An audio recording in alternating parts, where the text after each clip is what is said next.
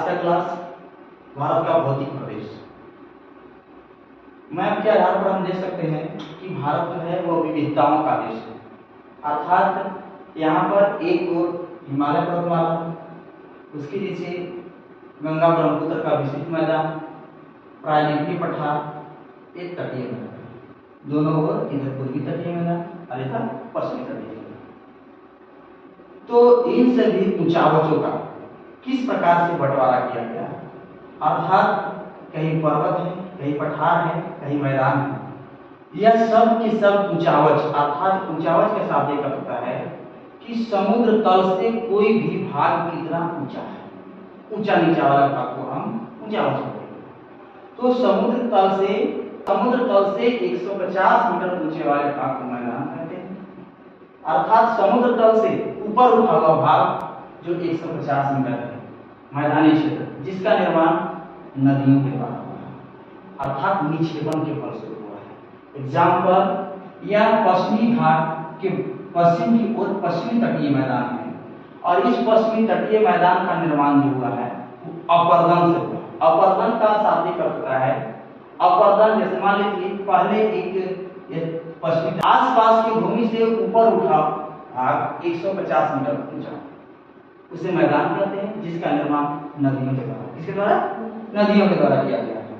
आसपास के भूमि से या समुद्र तल से लगभग 150 मीटर से ऊपर और 600 मीटर से कम ऊंचे वाले भाग, जिसके ऊपर की ओर एकदम समतल हो, उसको बोलते हैं पठार। यह पठार जो है या तो अंगोला लैंड का पार्ट होगा या गोंडवाना लैंड का पार्ट होगा। सबसे प्राचीन होगा, दृढ़ होगा, अर्थात ग्रेनाइट चट्टान, बेसाल्ट चट्टान, इन सभी चट्टानों से बने। पर्वत जो होता है वह समुद्र तल से 600 मीटर ऊंचा होता है। समुद्र तल से 600 मीटर ऊंचे वाले भाग को क्या बोलते हैं हम, पर्वत। यह नमीन हो सकता है, अवसादी हो सकता है, मुर्दार पर्वत हो सकता है, अर्थात समुद्र तल एक आधार लिया है, समुद्र तल एक आधार लिया है। तो इस प्रकार से हम कह सकते हैं कि भारत के भौतिक प्रदेश को मुख्यतः कई भागों में बांटते हैं। एक हिमालय पर्वतमाला, उत्तर का हिमालय पर्वतमाला, उसके नीचे दक्षिण में गंगा ब्रह्मपुत्र का विस्तृत मैदान, उसके नीचे प्रायद्वीपीय पठार, दोनों ओर प्रायद्वीपीय पठार के पूर्व की ओर पूर्वी तटीय मैदान, पश्चिम की ओर पश्चिमी तटीय मैदान, और एक है द्वीप समूह, अरब सागर में लक्षद्वीप समूह और बंगाल की खाड़ी में अंडमान निकोबार द्वीप समूह। इतना भौतिक प्रदेशों में बांटा गया। यह सब भौतिक प्रदेश का जो ऊंचावच है, सब के सब भूगर्भीय प्रक्रियाओं का परिणाम है। इससे पीछे वाले क्लास में हमने देखा था कि संपूर्ण भारत की भूगर्भीय संरचनाओं को 3 भागों में बांटा गया। एक प्रायद्वीपीय पठार या प्रायद्वीपीय खंड, दूसरा हिमालय पर्वतमाला और तीसरा उत्तरी मैदान। सबसे पहले यह प्रायद्वीपीय पठार या प्रायद्वीपीय खंड। हम जानते हैं कि प्रायद्वीपीय खंड या प्रायद्वीपीय पठार जो था वह प्राचीन समय में अफ्रीका से जुड़ा हुआ था और गोंडवाना लैंड का पास था। अफ्रीका से टूटा और उत्तर पूर्व की ओर खिसकना शुरू किया। आगे चल करके तेथी सागर का जो मलबा था, तेथी सागर के मलबा धीरे धीरे ऊपर उठने लगा, यानी इस प्रायद्वीपीय पठार को आगे जाने पर, उत्तर पूर्व की ओर जाने पर इसका जो मलबा है धीरे धीरे ऊपर उठा और तब जाकर के हिमालय पर्वतमाला का निर्माण हुआ। हिमालय पर्वत और प्रायद्वीपीय पठार के बीच वाले भाग में एक ट्रेंच का निर्माण हुआ। ट्रेंच का शाब्दिक अर्थ होता है गर्त। क्या होता है? गर्त या खाई। ये दोनों के बीच गर्त का निर्माण हुआ और इन गर्तों को हिमालय से आने वाली नदियां और प्रायद्वीपीय पठार से आने वाली नदियां ने समय पर उसको निक्षेपित कर देंगे, तब जाके गंगा ब्रह्मपुत्र का विस्तृत मैदान का निर्माण हुआ। अर्थात सबसे कठोर वाला पार्ट ये हुआ, इसके बाद ये हो गया और सबसे मुलायम पार्ट वाला होगा। या काल क्रम के अनुसार हम देखेंगे तो सबसे पहले यह बना, फिर यह बना और सबसे अंतिम टाइम में यह बना। तो इस प्रकार से भूगर्भीय संरचनाओं के आधार पर हम लोगों ने संपूर्ण पृथ्वी को या संपूर्ण भारत को 3 भागों में बांटा था और इन्हीं भूगर्भिक प्रक्रियाओं का परिणाम है भारत का भौतिक प्रदेश, जिन्हें हमने हिमालय पर्वतमाला, गंगा ब्रह्मपुत्र का विस्तृत मैदान, प्रायद्वीपीय पठार, तटीय मैदान और द्वीप समूह के रूप में। अब यहाँ पर 160 मीटर ऊंचा वाले पार्ट को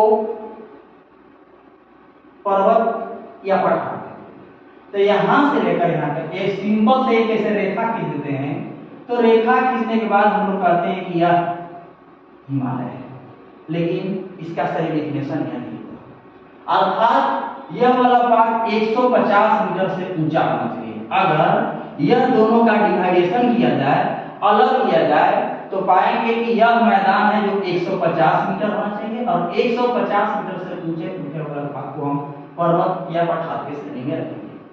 परंतु जिसे ऊंचाई के आधार पर देखा जाता है उसको बोलते समुच्चय रेखाएं, अर्थात ऊंचावश को धरातल पर कौन सा स्थान कितना ऊंचा है, उन सभी ऊंचे स्थान को मिलाने वाली रेखा को समुच्चय रेखा कहते हैं।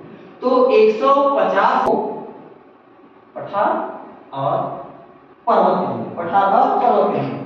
तो सबसे पहले यह उत्तर भारत का जो मैदान है वह हिमालय से किस प्रकार से अलग होता है। यहाँ पर पंजाब और हिमाचल प्रदेश, पंजाब और हिमाचल प्रदेश जनरली 150 मीटर से ऊंचे उठने वाले पार्ट को हम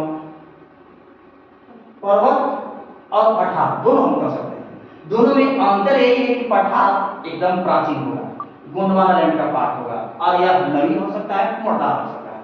तो यहाँ से 150 मीटर कंटूर रेखा या समुच्चय रेखा की ऊंचाई जो है वह हिमालय को गंगा ब्रह्मपुत्र की विस्तृत मैदान से अलग करती है। परंतु इन समुच्चय रेखा की ऊंचाई सभी जगह समान नहीं है, इधर 350, यहाँ 300, इधर 150।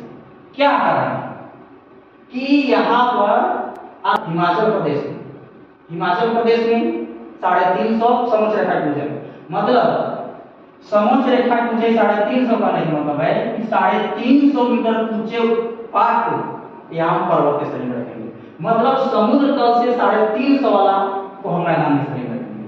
आगे हम उत्तराखंड में जाएंगे तो उत्तराखंड में यहाँ पर 300 मीटर नीचे वाले पार्ट को मैदान की श्रेणी में रखेंगे, मतलब यहाँ समुद्र रेखा की ऊंचाई 300 है। क्या कारण है? इसके लिए भूगर्भिक संरचनाओं के अंतर्गत हमें यह समझना होगा कि जब हमारा प्रायद्वीपीय पठार उत्तर पूर्व की ओर खिसक रहा था, यहाँ अरावली पर्वत, कौन सा पर्वत है? अरावली पर्वत।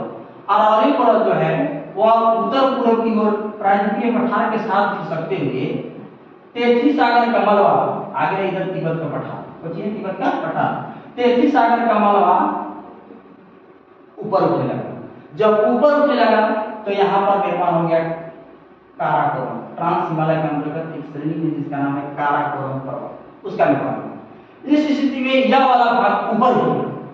जैसे ही वाला उठ रहा है तो समझेंगे कि यहाँ पर गंगा ब्रह्मपुत्र के विस्तृत मैदान भी ऊपर हो गया, इसीलिए समुच्चय रेखा की ऊंचाई यहाँ 350 मीटर, यहाँ पर 300 मीटर, और यहाँ से आगे जाते हैं तो समुच्चय रेखा की ऊंचाई जो होती है वह 150। अर्थात हम कह सकते हैं कि समुच्चय रेखा की ऊंचाई 150 मीटर एक मैदान को पर्वत और पठार से अलग करता है। यहाँ पर है हिमाचल प्रदेश और यहाँ है पंजाब, ये दोनों की सीमा रेखा पर शिवालिक। जब हम लोग हिमालय का वर्गीकरण करेंगे तो हिमालय, हिमाचल, शिवालिक, यहाँ है शिवालिक। इससे इधर वाले पार्ट मैदान के अंतर्गत, ऊपर वाले पार्ट हिमालय पर्वत। इस प्रकार से आगे हम जाते हैं, यहाँ भी यह है अरुणाचल प्रदेश, कुछ है अरुणाचल प्रदेश 150, फिर यहाँ भी चले जाएंगे, एक भी जाके 150, यहाँ भी जाके 150, एक पूरा मैदानी क्षेत्र है, अर्थात पूर्वी भारत का। अर्थात यह सब जो ग्रीन कलर का, हरा कलर का दिखाई दे रहा है, यह है मैदानी क्षेत्र। इस प्रकार से हमने हिमालय को गंगा ब्रह्मपुत्र की विस्तृत मैदान से अलग। हमने यह भी देखा कि कैसे समुच्चय रेखा की ऊंचाई पश्चिम की ओर अधिक है और पूरब की ओर आते आते घट गया, पूरब की ओर आते आते घट गया। यहाँ पर 350, 300 और इधर 150। इसके बाद हम क्या करेंगे, अब गंगा ब्रह्मपुत्र का विस्तृत मैदान और प्रायद्वीपीय पठार कार्य यहाँ पर है उत्तर प्रदेश के बगल में दिल्ली जो है लगभग 200 मीटर ऊंचा है, समुद्र तल से कितना ऊंचा है 200 मीटर। तो यहाँ पर समोच्च रेखा की ऊंचाई 200 मीटर, कितना है 200 मीटर। समोच्च रेखा की ऊंचाई कितना है 200 मीटर। तो 200 मीटर तक पार्ट को या भाग को, उत्तर वाले भाग को गंगा ब्रह्मपुत्र का विस्तृत मैदान या उत्तरी मैदान के शरीर करेंगे, और उससे नीचे वाला जो भाग होगा यह प्रायद्वीपीय पठार के अंतर्गत आएगा। यह भाग आगे चल करके 150 मीटर, समोच्च रेखा की ऊंचाई 150 मीटर, मध्य प्रदेश के बाउंड्री लाइन से आगे चल करके यह राजस्थान के राजमहल पहाड़ी तक पहुंचता है, और वहां भी इसकी समोच्च रेखा की ऊंचाई अर्थात इस समोच्च रेखा की ऊंचाई से 150 मीटर से उत्तरी मैदान और प्रायद्वीपीय पठार अलग होता है। फिर आगे चल करके यहाँ से दक्षिण की ओर मुड़ जाता है, इधर दक्षिण की ओर मुड़ जाता है। इस प्रकार से यह उत्तर वाला पार्ट, कौन सा पार्ट, उत्तर वाला पार्ट जो है वह प्रायद्वीपीय पठार से पश्चिम में जहां पर दिल्ली 200 मीटर समोच्च रेखा ऊंचाई से और 12 मीटर 150 मीटर समोच्च ऊंचाई से यह दोनों को अलग किया जाता है। इसके बाद इधर वाला जो भाग है यह है पूर्वी तटीय मैदान और यह है पश्चिमी तटीय मैदान। पूर्वी तटीय और पश्चिमी तटीय मैदान यह दोनों पूर्वी तटीय मैदान और पश्चिमी तटीय मैदान, पूर्वी तटीय मैदान में समोच्च रेखा यहाँ पर और अरब सागर, पश्चिमी घाट पर्वत और अरब सागर के बीच वाले जो भाग है इसको बोल देंगे पश्चिमी तटीय मैदान। जहां हम पूर्वी तटीय मैदान निक्षेपण जनित मैदान है, अर्थात नदियां अपना मलबा लाती है और इन सभी क्षेत्रों में बिछा देती है, तब जाकर के निर्माण होता है पूर्वी तटीय मैदान का। लेकिन यह जो है पश्चिमी तटीय मैदान यह अपरदन जनित, यह कहा गया कि पश्चिमी घाट रियली में या वास्तव में एक पर्वत नहीं है बल्कि एक खड़ा कगार है। जब प्रायद्वीपीय पठार उत्तर पूर्व की ओर खिसक रहा था और अंगोरा लैंड या तिब्बत के पठार से टकरा रहा था तो यह वाला भाग धंस गया, ये वाला भाग नीचे गया। जब ये नीचे गया तो ये वाला भाग ऊपर उठ गया, कुछ भाग समुद्र में डूब गया और समुद्र में डूब गया तो पानी ऊपर चला गया और इस प्रकार से पश्चिमी तटीय मैदान का निर्माण हुआ। पश्चिमी तटीय मैदान कहां से शुरू है, देखो यहाँ से यह है तुम्हारा आर्या हो जाता है कन्याकुमारी तक, कौन सा पश्चिमी तटीय मैदान। एक और पार्ट यहाँ में एक भाग बचा हुआ है राजस्थान में एक प्रायद्वीपीय पठार का भाग है, इसका भाग है प्रायद्वीपीय पठार का भाग है, यानी प्रायद्वीपीय पठार अरावली पर्वत है राजस्थान में। कहाँ है, राजस्थान में। गुजरात को भी प्रायद्वीपीय पठार के में शामिल किया जाता है क्योंकि यहाँ पुराने पर्वत है, जैसे गिर हो गया, विभिन्न प्रकार के गिरनार पर्वत हो गया, बहुत से पर्वत हैं जो सबसे प्राचीन पर्वत हैं और अंगोरा लैंड का पार्ट के श्रेणी में है, इसलिए हम इसको पठार के श्रेणी में शामिल करते हैं। तो इस प्रकार से हम लोगों ने देखा कि भारत के एक भौतिक प्रदेश को उनकी ऊंचावच के आधार पर बांटा गया और यह ऊंचावच लिया गया समोच्च रेखा की ऊंचाई समुद्र तल से 150 मीटर ऊंचा। समुद्र हम लोगों ने पहले गंगा ब्रह्मपुत्र के विस्तृत मैदान को उत्तर के हिमालय पर्वतमाला से अलग किया, फिर इसके बाद उत्तर भारत के मैदान को प्रायद्वीपीय पठार से, प्रायद्वीपीय पठार को पूर्वी तटीय मैदान और पश्चिमी तटीय मैदान से। मुख्य रूप से भारत का जो भौतिक प्रदेश है उन भौतिक प्रदेश को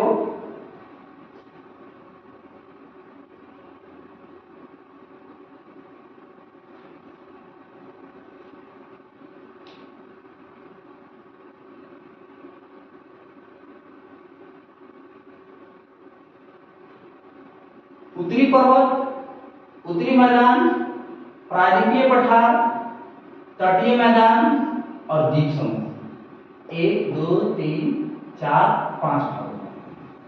उत्तरी पर्वत जो है अर्थात हिमालय पर्वतमाला को 3 भागों में बांटते हैं। एक ट्रांस हिमालय हिमालय का भाग नहीं है। हिमालय की उत्पत्ति से पहले ही इसका निर्माण हो चुका था, तिब्बत के पठार में, इसलिए इसको ट्रांस हिमालय तिब्बती हिमालय कहते हैं। हिमालय के अंतर्गत हम हिमाचल शिवालिक के बारे में पढ़ते हैं। हिमालय जो है पूरब की ओर जाकर के दक्षिण की ओर आराकानी हिमालय अर्थात से बनाते हुए पूरब की ओर से दक्षिण की ओर हो जाती है, जिसे सम्मिलित रूप से पूर्वांचल की पहाड़ी कहते हैं। तो उत्तरी पर्वत के अंतर्गत हिमालय, ट्रांस हिमालय और पूर्वांचल हिमालय के बारे में कहते हैं। हिमालय में 3 श्रेणियां, एक हिमालय, हिमाचल और शिवालिक। ट्रांस हिमालय के अंतर्गत 3 श्रेणियों का जिक्र करते हैं, एक लद्दाख, जास्कर, काराकोरम, लद्दाख, जास्कर, काराकोरम, लद्दाख और जास्कर। पूर्वांचल की पहाड़ियां क्या है? तो पूर्वांचल की पहाड़ियां यानी हिमालय पर्वतमाला जो है,